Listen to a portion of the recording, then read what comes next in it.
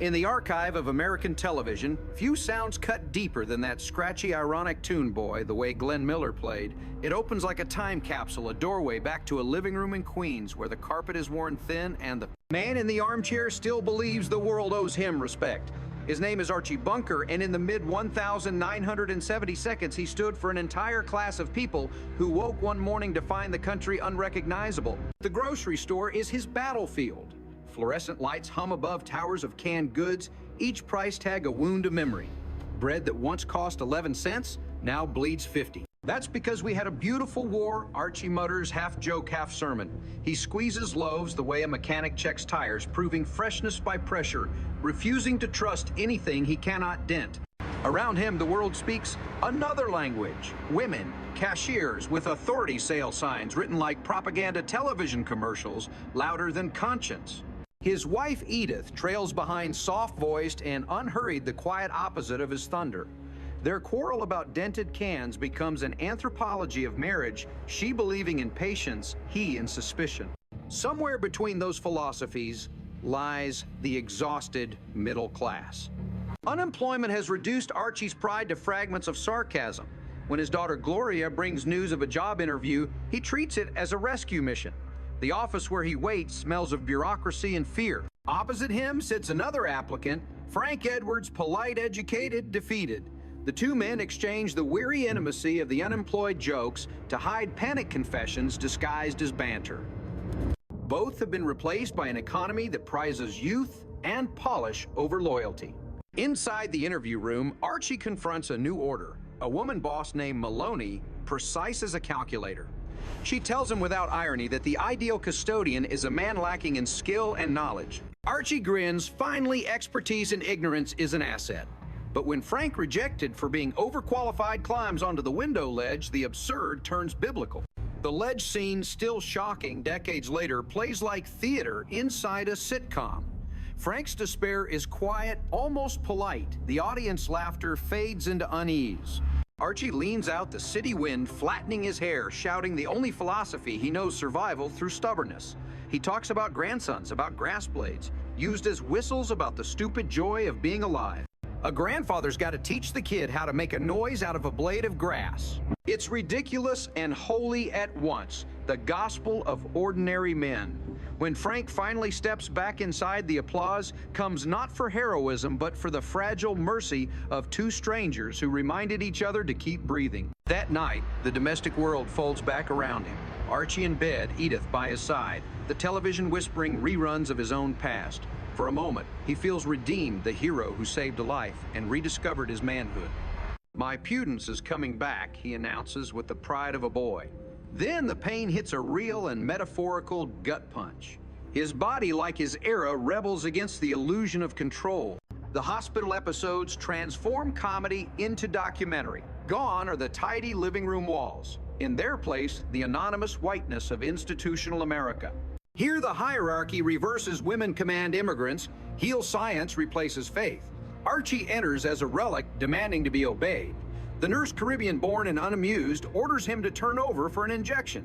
He negotiates like a diplomat, jokes about the normal American operation worries that voodoo or bones might be involved.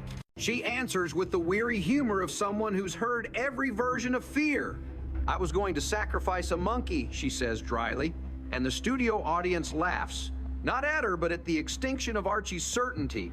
What follows is a small masterpiece of humiliation and grace. Shaved for surgery by a woman who promises to close her eyes, Archie discovers the limits of modesty and prejudice. The body, stripped of its armor of opinion, becomes democratic. On that hospital bed, class, race, and gender disappear into shared vulnerability. Yet even here he clings to narrative control, lecturing Edith about what to do if I don't come back. He lists where the hidden money is, which coffin to choose, what song to play. Beneath the grotesque micromanagement pulses genuine love, the only way he knows to say goodbye. Buy the boy a gift every birthday, he says of his grandson. Make him remember me even when I'm buried deep in the ground. It's absurd, touching, terrifyingly human. The crisis peaks with the blood donor scene, a miniature civil rights parable disguised as farce. His rare type AB negative forces the hospital to seek a volunteer.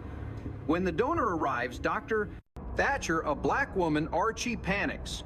The language collapses into comic racism, her colored hemoglobin mixing with my white hemoglobin. The doctors answer with silence professionalism, the only moral argument they need. Her blood is red, says one. It's a line so simple that it breaks the rhythm of laughter. In that moment, All in the Family stops being a sitcom and becomes a national mirror. Weeks later, he's home again, patched up but not healed. The living room looks smaller, as if the house itself has aged. His friend Pinky Peterson re-enters, still addicted to practical jokes. A fake mongoose in a box, a scream, a fall, and suddenly the show becomes about cruelty disguised as fun. Archie, humiliated, plots revenge and destiny, delivers Beverly LaSalle, the transvestite nightclub performer whose life he once saved. She arrives shimmering with gratitude, all perfume and vulnerability, the living embodiment of everything Archie both fears and needs to understand. His plan is simple and cruel. Pair Beverly with Pinky for dinner, let the macho prankster fall in love, then reveal the truth. But television morality has its own justice. The dinner unfolds like a social experiment. Beverly's elegance disarms everyone. Pinky's affection turns sincere.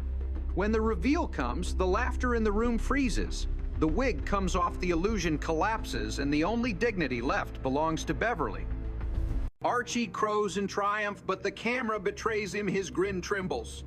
He has won the battle of jokes, but lost something nameless, the right to laugh without guilt. Edith's voice, gentle as always, delivers the verdict: that was a terrible thing to do. No sermon could hit harder. By the time the episode ends, the show has crossed from comedy into moral anthropology. The prank that once defined male bonding becomes an autopsy of cruelty. In Beverly's silent composure lies a kind of divinity, the grace of those who survive misunderstanding. The audience, once accomplice, becomes witness. The laughter that follows is smaller, humbled. The next morning, the house feels like an exhibit of vanished certainties. The clock ticks with mechanical stubbornness. The chair holds the dent of its owner. The kitchen hums with the unacknowledged labor of love. Edith moves through it all as if through prayer folding napkins, straightening photos, humming the same hymn she hums when she's anxious. Archie's world has not collapsed, but something inside it has shifted forever. He doesn't talk about Beverly's dinner.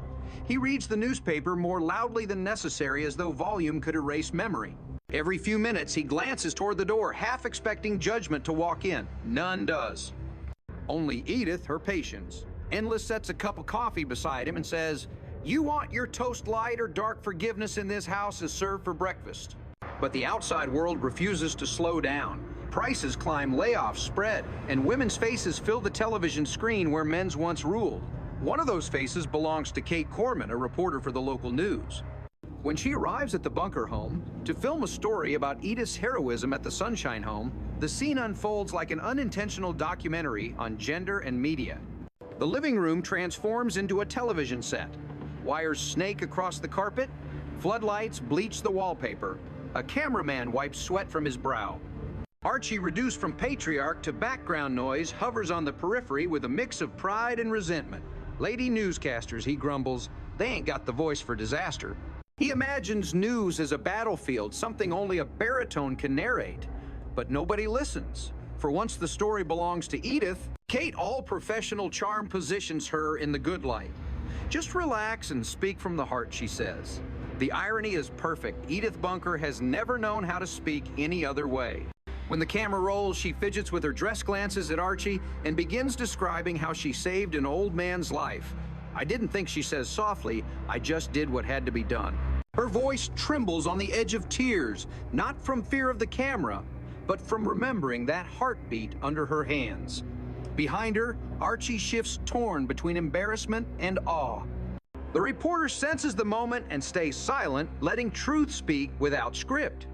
The segment that airs later that night lasts less than a minute, but it alters everything. Edith's face, plain and kind, fills television screens across Queens.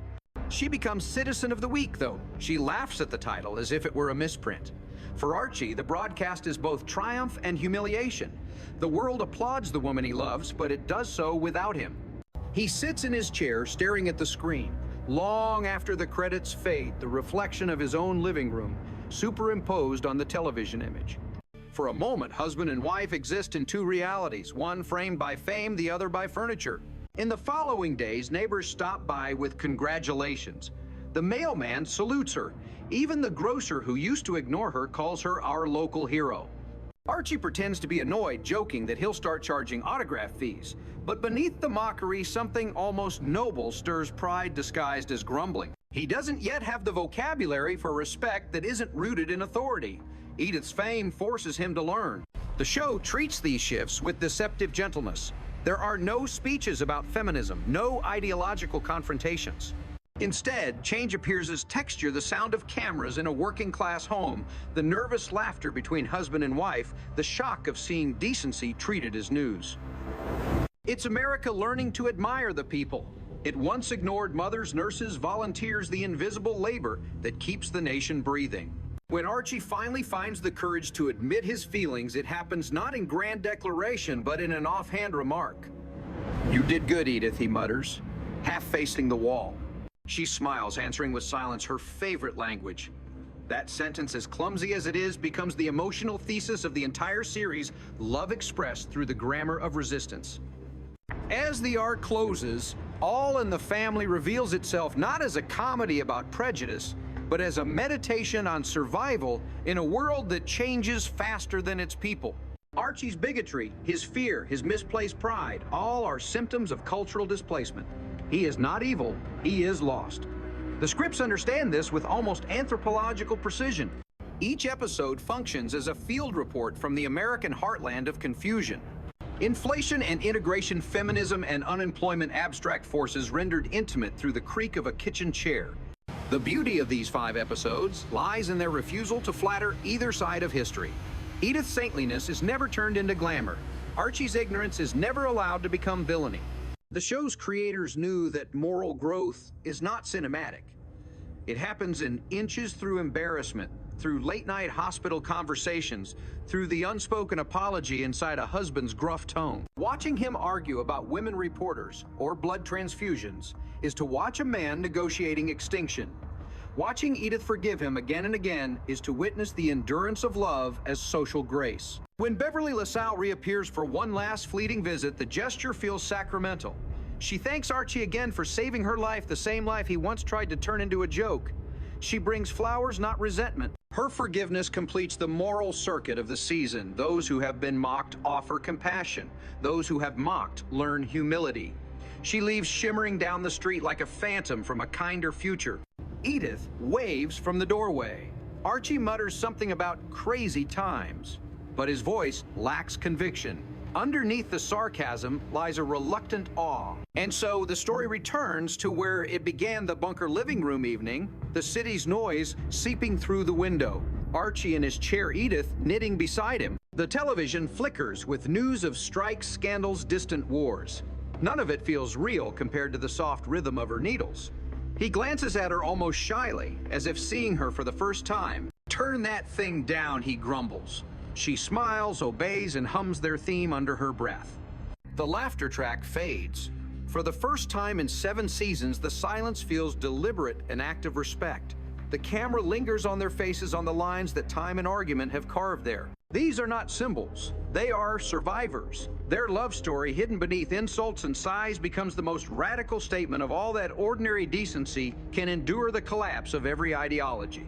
When the familiar song finally begins, it no longer sounds nostalgic, but elegiac. The lyrics about girls being girls and men being men now carry the weight of loss, not superiority. They sing along anyway, slightly off-key, clinging to the melody the way people cling to memory, not because it's true, but because it's theirs. The credits roll, but the music doesn't end. It becomes an echo inside the viewer's head, a reminder that history is not made in parliaments or wars, but in kitchens, hospitals, and small acts of reluctant kindness. What remains after the laughter dies is the realization that All in the Family was never really about one family. It was about a country learning to argue with itself without breaking apart. Through Archie's blunders and Edith's grace, through Beverly's dignity and Frank's despair, the show mapped the emotional geography of a nation in transition. It offered no heroes, only human beings, frightened, foolish, forgiving. As the camera fades to black, the last image is simple, 2 aging faces illuminated by the glow of a television, watching the world move on without them. And yet there is peace in that image, not the peace of victory, but the peace of endurance. They have survived the jokes, the changes, the years. In a world obsessed with progress, survival itself becomes a form of quiet heroism. The audience, once laughing, now listens. The silence that follows is not empty. It's full of memory of history of love that refuses to modernize.